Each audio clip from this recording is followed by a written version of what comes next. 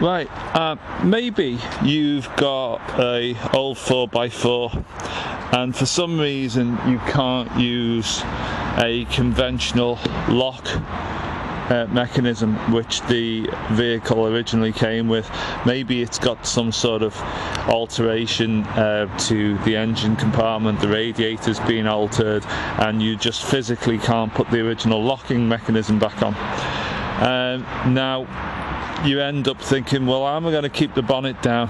Well, one of the reasons I've got this dirty big spare wheel stuck on my bonnet is to make sure the bonnet stays down, because well, one, that's the standard place on an old military Land Rover where they put them, and two, someone has fitted these prior to me, and they basically don't work very well. You can see you can bend them with your fingers.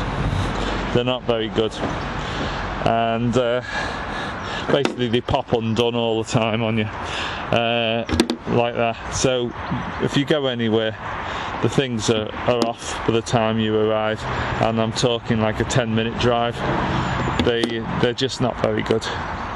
They came out probably for old rally cars in the 60s and 70s.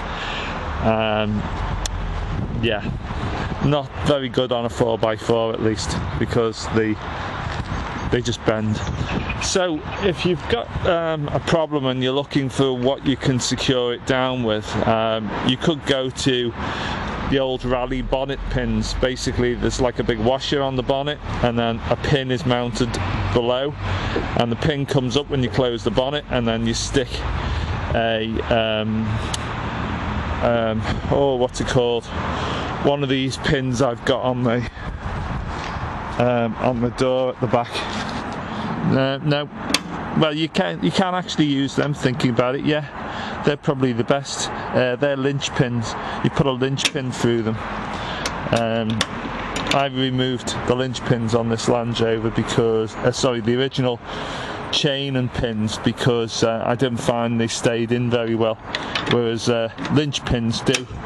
They're going to effectively, well, eventually I should say, they're going to eventually probably have a small chain on them securing them. You see, back to Land Rovers I have two of these fixings, you know, to each side of the back door. Right, back to these. Okay, now an idea I worked out some years ago when I was putting them on my little scaled tank on the engine compartment for the back, basically involves using these little fasteners, little latch fasteners with springs on. Now you can buy these over eBay from China, and this particular model is stainless steel. Even the well, I'm not sure about the springs actually, they might just be plated. I have a feeling that's the case, but the rest of it is pretty much non-magnetic.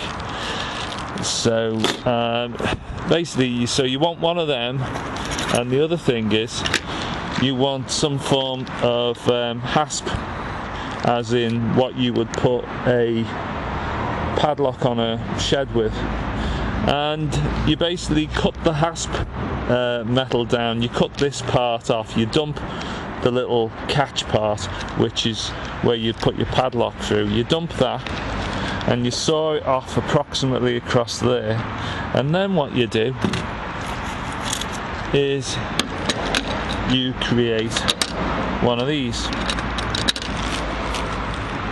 Let's just yeah,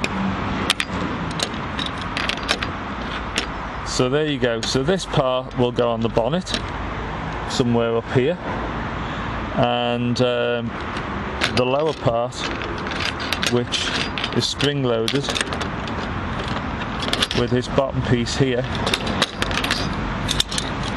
will fit pretty much down here where this existing rubber piece of junk is. So you get the idea. It'll work quite simply.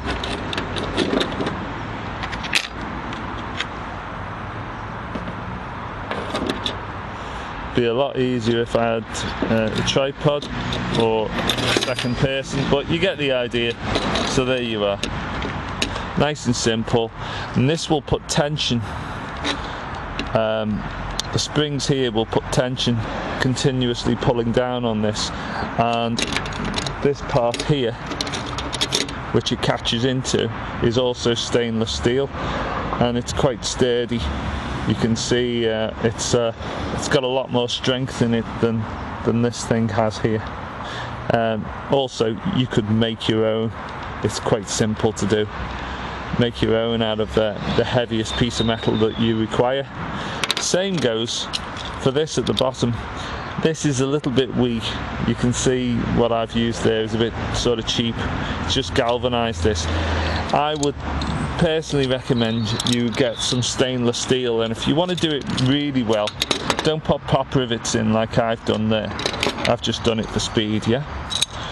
So use stainless steel, and if you can do stainless steel welding, actually plug weld the stainless steel together, then you won't have these rivets sticking through at the back, which might rub on the body.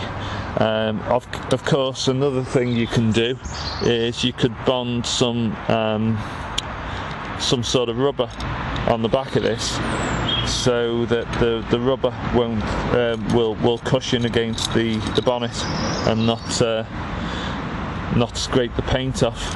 But on my old Land Rover, I'm not particularly that worried about that. So there you go. That's a better catch system. And of course, if you buy the ones with this little padlock tab, you can buy a small padlock and stick that on as well.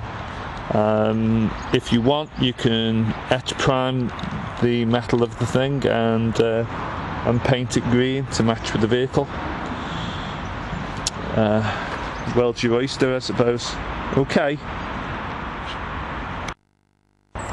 Right, once the top toggle point is fitted, it's all sorted pretty much. You can see, nice and simple. I'm going to need to weld these holes up at some point. Use a spool gun with aluminium maybe and fill them in, or I could use those two holes, or as a point to bolt a little bit of rubber on, a little bit of padding, or just glue some padding over the top of that with epoxy on the actual bonnet. So simple. So all sorted. Nice solid catch. That shouldn't come apart very easily, and as I said, you can put a padlock through them. That's the two sides sorted.